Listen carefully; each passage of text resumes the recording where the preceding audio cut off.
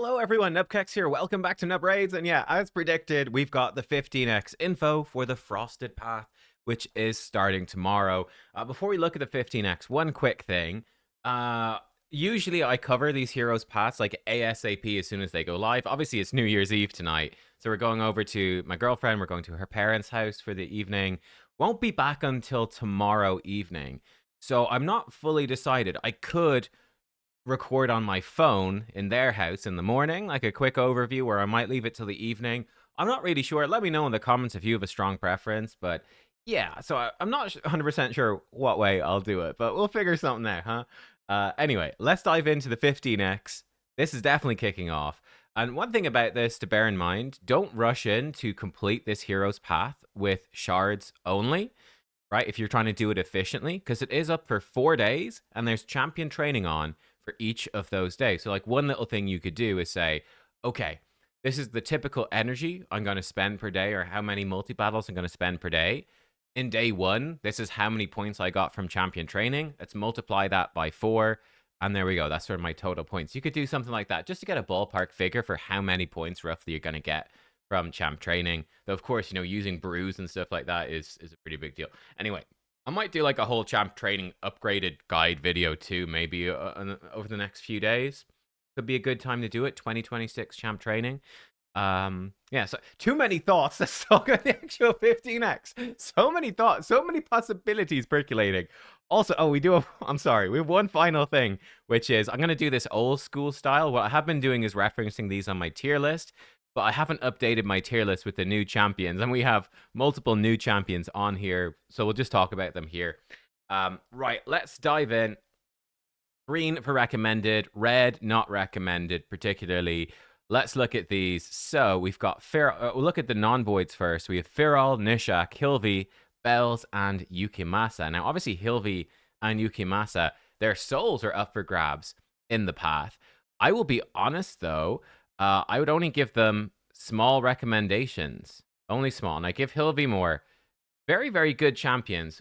I think it is a terrible idea to go hard on this hero's path to get the soul if you don't have the champion. It just doesn't make sense. A 15x event actually kind of sucks, right? I know we're talking about it. It's more so to get an overview for who is the best choice if you're going for the path anyway, and just to get a bit of a meta insight to how good champions are. But like a 15x, you're still over 90% chance. It's probably close to 95% chance now that you get a different champion than the one you've picked. Even if you max it out to X25, which is you've got 3 legendaries from a particular shard type, which is ludicrous outside of a 2x, unless you're mega spender. It's still probably about a 90% chance to not get them and to get somebody else. So like, it's a really bad idea to pull all your shards for the soul for a champion you might not have for months, years, if ever. It just doesn't make sense. So you'd only really be going for this for the souls if you have them already. If you don't have them, just skip the souls, save up. There's gonna be plenty. I mean, unless you are a big spender, in which case typical rules don't really apply.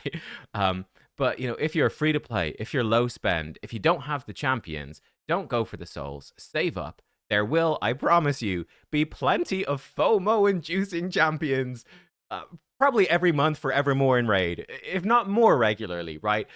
Is the FOMO going to go down in the future? No, it's going to go up even more, obviously, or probably stay relatively soon. Probably, realistically, which way are we going? The FOMO will probably steadily increase up, slowly trend upwards, not radically. It won't go down. I think a slow increase, slow inflation of FOMO and power creep is most likely what's happening. So yeah, you will have plenty of stuff to chase. As I said in my previous video, I think the January fusion, they've been very good the last couple of years, although there was one year where it was in Ogre Blade Master, not quite as good, but then she was followed by Ancora in February, who was amazing. Pretty likely to have a top tier fusion between January or February. And then March has been a top tier fusion. It's been Armans and Fabian the last 2 years. I think we can expect that to continue. So I think January, February, March, you're going to have at least 2 really good fusions is a safe bet. So yeah, okay. That's my rant over. Now, for these other ones, so assuming that you've got one of these and you're going for the soul, who else are you going for? Firol, terrible line. Firol is extremely good. Nishak In fact, I'm going to switch these to yellow, these two. Viral is extremely good. Nishak is actually, I think, pretty underrated as well. And you know what? In terms of, I'm going to put these in as orange, as in don't go for them. But I think Hilvi is fantastic. Hilvi is probably somewhere up here. And Yuki Masa, he is good. I think he's maybe, roughly speaking, somewhere along there is my thought. So Firal, I think, is pretty spectacular. He has shown up in a lot of clan boss teams, a lot of PvE teams. Why? Simple enough. He brings you some pretty unique buffs. He also brings, block buffs and decrease accuracy, which is really useful. But his main thing is his passive. So he's giving you bonus resistance, bonus accuracy. But this is the big one. If you have 4 buffs, which is very easy to do in any PvE content, like, imagine Hydra, you've got 6 champions on your team. Easy to do. 20% damage boost. It's a massive damage boost, and that is unique. So it stacks perfectly with everything else. It's just fantastic. Like, this is just game changer. It's so, so, so good. And yeah, you can give him a protection set. He's going to do even more buffs. Whatever. There's lots of stuff you can do with him. Increase resist with decrease accuracy is a sick little combo as well. Opens up Chimera trials that are otherwise quite difficult to do. They are relatively hard buffs to fit into your team. He has decreased speed A1. You just resist everything bosses are throwing at you between the buff and the debuff, and the bonus stats are great as well. Yeah, he is a really strong champion. He's been proven to be really fantastic in lots of content. And there's also not that many really good Perfect Veil champions for PvE. It's still a relatively rare buff.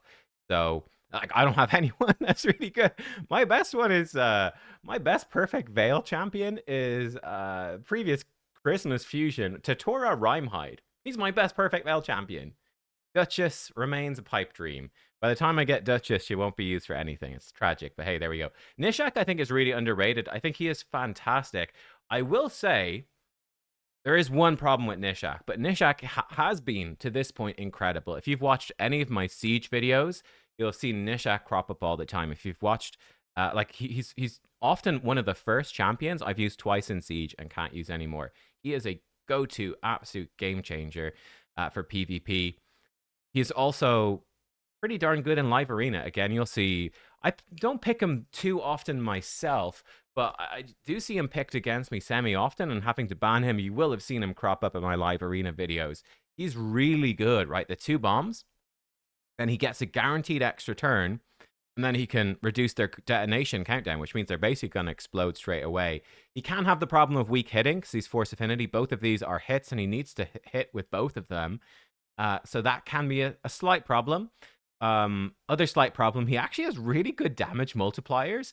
So you can quite easily trigger things like Siegfried counterattacks and stuff like that. You can end up in a bad spot because he can, just get lucky and crit, or get unlucky and crit in this case, and actually hit like a truck without really meaning to. So that is kind of funny. He's also very good for PvE. His bombs just do double damage against high HP enemies. So he's a fantastic PvE damage dealer. He has bombs on his A1 as well. He's pretty infamous for being in the Bommel speed farm composition because he's got a triple hit, with each hit having a 50-50 to place bombs. Works very well with ally attack for extra bomb damage. He's brilliant for Faction Wars Hard. He also turns bombs into poisons. You can give him an Arachne Elixir for ludicrous wave clear in Faction Wars Hard or anywhere. Even not bad with Lethal Dose Arachne Elixir in Arena. Although, I don't know. I think that typically that doesn't work out as actually being as useful as you would think. They tend to just die from the bombs. Anyway, I think he's a fantastic damage dealer. Now, the main issue here, Mercurial set, right? Bombs, hard counter Stone Skin, hard counter. The Mercurial set, though, is going to enter the meta pretty hard. And the Mercurial set, this Total Guard, it just hard wrecks your bombs. So Nishak against someone in 4-piece Stone Skin basically one-shots them easy peasy. Nishak against someone in 4-piece Mercurial removes the Total Guard and basically does nothing. It's a bit of a problem. So that's something to watch out for. I'll put it in orange because it's not certain, but Nishak might lose a little bit. I think he's still fantastically valuable for PvE content, and definitely something you want to have. You want a good bomb champion for Siege, 100%. A lot of people won't have good Mercurial gear, but it's going to add up over the next while. So that's one thing to watch out for with the Nishak, but he is really good. Yeah, I think Hilvi is excellent as well. Combo with Torment is fantastic. Yukimasa, he's solid damage dealer, good reviver. He's cool. Bells, I don't super recommend. He's not bad. He's a progression champion, so I don't think you really pull for progression champions on 15x events unless they're crazy. Like that, it just doesn't really make sense. But yeah, he's a HP damage dealer. He's got decent damage, but not crazy. He has AoE block buffs and leech. He can also steal buffs, and he's got a decreased defense A1. He stacks up the more debuffs he places. He's quite nice for progressing through Faction Wars Hard. He's really nice on, mid-game Hydra, whatever. But he's not an end-game champion. I just don't think you chase non-end-game champions in 15x events. He's a champion you're pretty happy to pull. He's actually quite useful if you happen to pull him on, an earlier account. But he's not a chase champion, but he is good. So yeah, there you go. There's sort of my thoughts on that. I'm actually going to give, hey, Feral even a bit more of an advantage. I say Feral is the big one to chase. If one thing I will say, if you have Yukimasa and you're pulling for his soul, putting in Hilvi, very reasonable. That is pretty reasonable. Or if you've got Hilvi but not Yukimasa and you want Yukimasa, pulling for him, it's okay. It's okay. I wouldn't really go for Bells. Nishak is really, really strong, though there's that question mark about Mercurial, and Feral is just a big win. So he's an easy pick. Now, for the Void, Cecilia the Red Hope, Georgia the Breaker, and Caroline the Ringer. I think there is a clear winner here, and that is Cecilia the Red Hope. I think she's really freaking good. She's a new champion. Absolutely fantastic PvE monster. Really, really nice. Initial reviews are in. Holy shit, she's a 5 across the board. What is she? Well, she is a double hit AoE enemy max HP nuker who's void affinity, so no weak hits. Pretty good. Not as good as Marius, who's a triple hit, but double hit, really good. Sort of like a Wallmaster Atharion. Yeah, that's sick. Fantastic. Also a perfect veil for your team. Really great for Hydra and does enable some Chimera trials. Also enables the boss to hit you harder in one of the forms. I can't remember which one. But yeah, pretty intense. But then she also comes in with a 3-turn cooldown, AoE attack that gives your team increased defense, strengthen, and counterattack. That's ludicrously good. It's so unbelievably strong. Absolutely crazy. Wow. So yeah, and then her A1 is healing people a bit. It's not too special, but she is counterattacking. So yeah.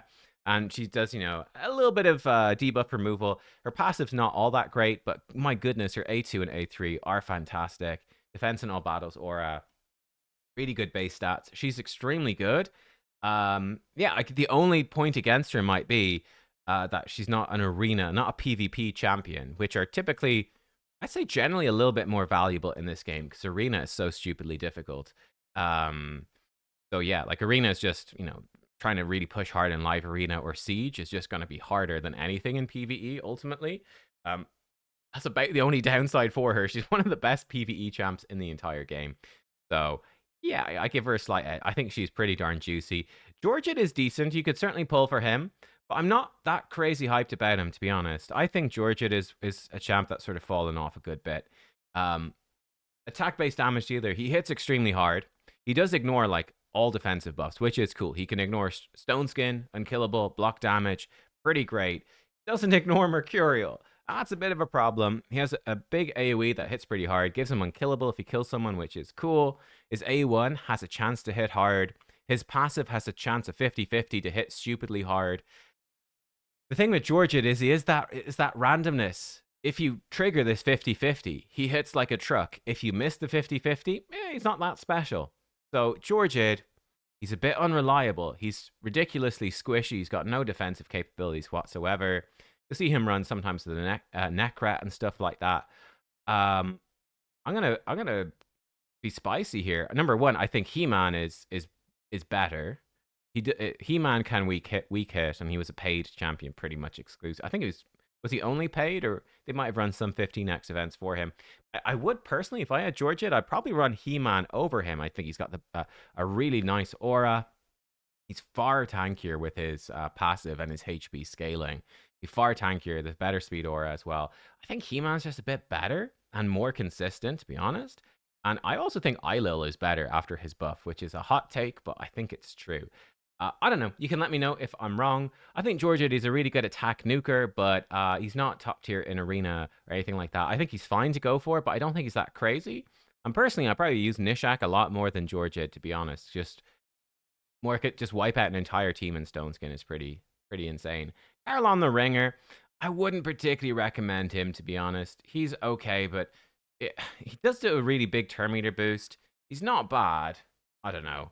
Wouldn't really recommend him overly much. He is unique, though. He's got a good aura for Arena. Really good one. He comes in AoE freeze. He fully depletes turn meters of enemies that receive freeze. That is cool. Then, this is what's cool. He fills the turn meter of allies by 10% for every freeze debuff attempt blocked or resisted by the enemy. That's awesome. It is potentially the biggest turn meter boost in the game for your whole team. It's crazy, right? That's potentially a 40% turn meter boost. That's better than Arbiter. And he's got one base speed slower than her. He's got the same aura. Pretty cool.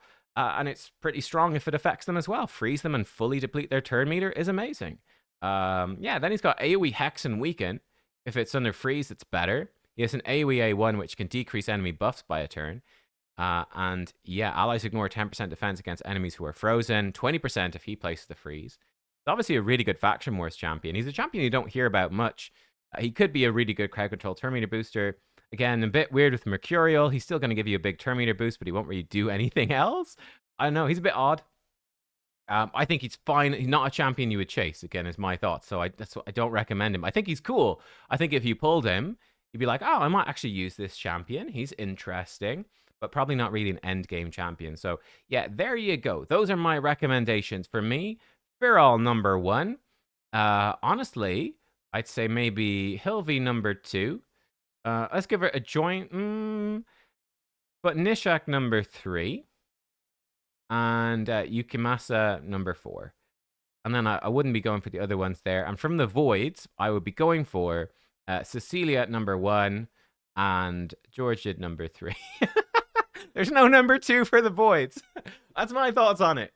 I make the rules, okay? But yeah, that's roughly speaking is my thoughts. So I think, yep, that's it. That's it. For me personally, I'm going for Feral and Cecilia. I don't know. Again, it's only a 15x, so I don't really expect anything. But if I got them, I'd be very happy.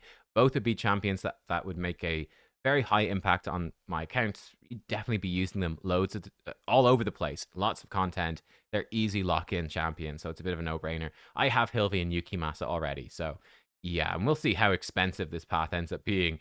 To get both the souls, gonna need a hell of a lot of shards. So I'm kind of, it will depend what the path is like for me, to be honest. I'm almost certain I'll get the Hilvi soul.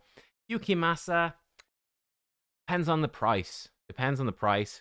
Leaning towards a skip for me there. Not sure I'm actually going to use him that much. I don't know. We'll see. We'll see. But that's it. That's it, guys. Let me know your thoughts on all these events. And yeah, I'll see you either early or late tomorrow. We will see. To talk about the frosted path and the routes through and whatnot. I'll see you all then. Have a great New Year's Eve.